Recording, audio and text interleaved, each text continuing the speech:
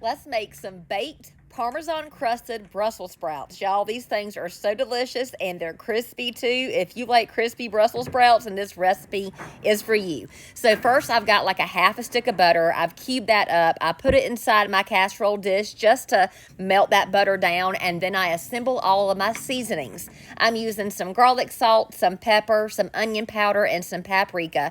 I'm just going to sprinkle that over my melted butter, and then I'm going to give it a little stir with my fork just to mix it together. And then I'm going to get about a cup and a half of freshly shredded Parmesan cheese. The finer you have it shredded, the better it's going to work.